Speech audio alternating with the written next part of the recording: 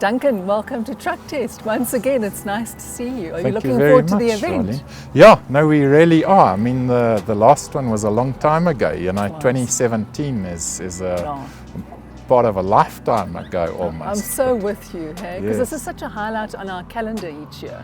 It is. I really enjoy doing it because, I mean, you get an opportunity to see what it's like in the real world and run real trucks and on our most popular national heavy vehicle route also. So no, I thoroughly enjoy it, and I always think it's a good talking point, whenever you're talking to customers and they say, oh, the truck does this, this and this at that point on the road, and you know exactly what the customer's talking about because you've done it yourself. Yeah, and of course this is an independent test, so it's not like it's a test that you're doing on your products. You can really use this data when you're speaking to customers because they know it's genuine. Yeah, correct. That is absolutely true. So, I mean, there isn't, you might say, any inherent bias in it because everyone obviously wants their product to do as well as possible. But, you have to be very careful of not trying to make the facts match the theory as opposed to the other way around, of course. And you have taken on the onerous task of being the driver, which I think is a huge job. Yeah, there certainly is a lot of, shall we say, weight on my shoulders with this, and the eyes of the company are of course upon me. But we'll give it the best shot we can. We're very confident in the product. I've put a couple of miles on this truck with me behind the wheel. And I'm certainly very hopeful that the truck is going to do well and that it'll do what we expect it to do.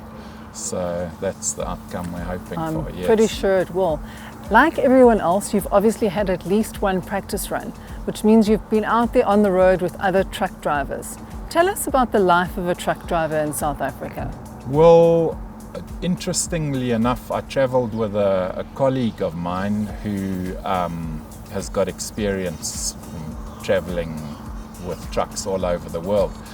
And interesting thing that this guy said, he said that when we do stop at a truck stop, he says the standard of our truck stops, and he saw the NGen truck stops at Tugela and Villiers. He said he was pleasantly surprised. That's good. But that said, there are very few proper overnight locations for truck drivers to stop. And you can imagine that driving a truck when you go to sleep, you're always concerned if you're not in a secure area about waking up in the morning with no wheels on your truck or something like that. The other thing, of course, that is always a concern, is going through these hot spots like Moy River. Yeah. Because the truth of the matter is, no matter how gung-ho you feel, you can't just hook a quick UE, with a link behind you and expect to get away with it. So the life of a truck driver in South Africa is tough, and it is a dangerous life, and I think it is also often a lonely life too. And I think that, from the just wait for the noise to dissipate. I really think that from the time I've spent behind the wheel,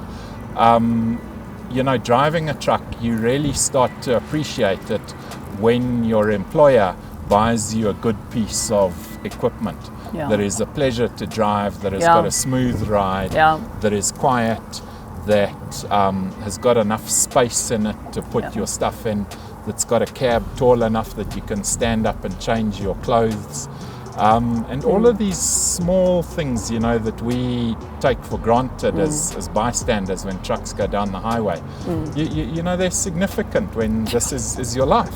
It's your home. Exactly. It's your office, it's your home, it's your life, it's your everything. Precisely. Yeah, I feel so sorry right. for those guys.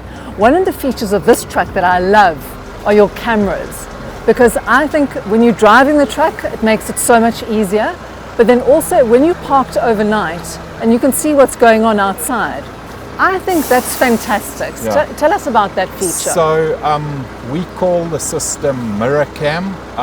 We were the first people commercially to market with Mirror Cam as a standard option available on our list of options. What is very nice about Mirror Cam, there's the obvious benefit that you don't have this big object catching air on the side of your truck, so there is a small aerodynamic advantage. But the biggest advantage about it when you're driving the truck is that you have a much better field of view from Mirror Cam than you do with a standard mirror.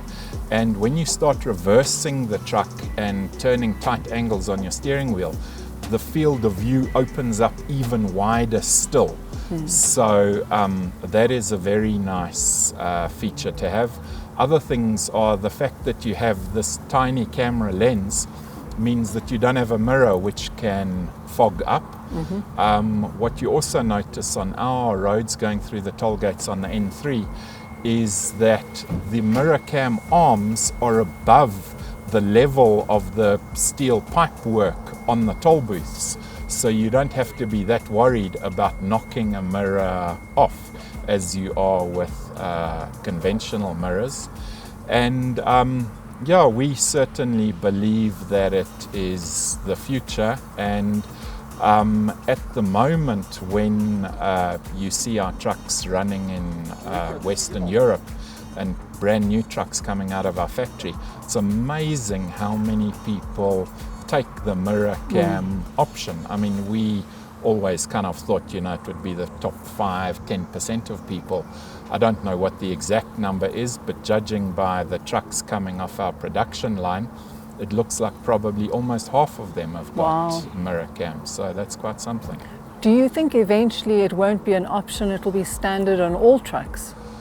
Well, you know, the way legislation is moving in Europe, if we look at it compared to the last 15, 20 years, you know, they have legislated a lot of what were really considered premium passenger car safety options on commercial trucks that everyone has to have. Things like autonomous emergency braking, which we refer to as active brake assist 5 on our vehicles. Items like electronic stability control, which is especially useful as soon as you get onto a wet road. And you know, people might think to themselves, oh, we don't have much ice and snow in South Africa. But fact of the matter is, you know, a lot of our roads are pretty greasy to begin with, especially ones heavily trafficked by trucks. And the moment you get any rain on that road and you have to make a sudden evasive maneuver, things get out of hand really quickly. So electronic stability control brings huge safety benefits. And when our local legislation catches up with the legislation in Europe, because we base our legislation on theirs, we're just a couple of steps behind. I think eventually those type of systems will become standard and required in this country. It would make sense to do that. Which is great, because it improves road safety, which is what we all want. Exactly. So right. my favorite feature of this truck, as I've told you, is Mirror Cam. What is your favorite feature and why? My favorite feature is what we call our big block 15.6 litre OM473 engine. It's an absolute beast of an engine, and it makes the truck just lovely to drive. What is so nice about it is it pulls from absolutely no RPM at all. I mean, every now and again the truck decides, if the conditions are right, that it'll drag a gear shift the whole way down to 900 RPM, which I mean is just a bit faster than idle, quite honestly. Yeah. And it still keeps on pulling like hell, and you can't believe the way this thing is pulling.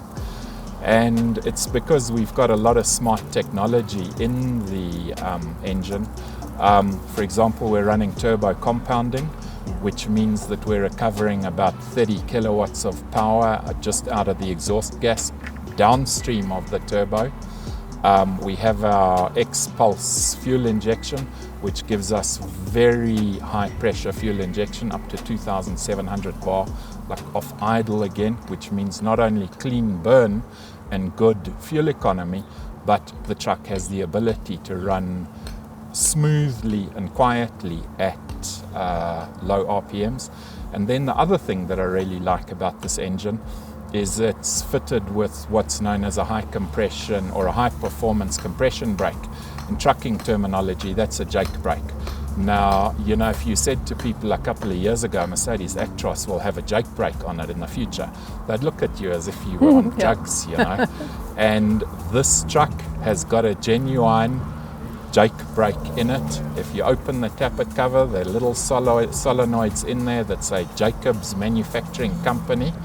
And in that sense, it has become in some ways a bit like a Yankee truck. And when you're in the cab going down a long hill like Van Renen, you hear that same da-da-da-da noise going down the hill. Funny enough that you mentioned Van Renen, I was thinking, so for you, Van Renen's Pass is no problem at all. It's like, bring it on with this baby, huh? Exactly right. I mean, on this truck, it's really just a question of setting your cruise control at a safe speed and leaving it alone. You don't do anything, you know. It's not necessary to ride the brakes, and you see all of these really badly driven vehicles going down Van Renen and Town Hill for that matter, where people are trying to drive their vehicle at a speed which exceeds the dynamic braking capability of that vehicle. And you know, by driving like that, all you're doing is you're putting a lot of heat in the brakes, and it's just a matter of time until you overheat the brakes and they let go on you, and no matter how hard you push the pedal, the truck's going to keep on going. And there's a lot of drivers out there who just don't get that. Yeah. I think you're underplaying your own role as a driver, because I think you are seriously important. I think you're going to be working really hard over the next 2 days, and I wish you well. I'm sure you're going to do an absolutely outstanding job. Well, certainly. I'll see you at the end and we'll swap notes. Lovely stuff. Great. Thanks a lot. Thank you. All right.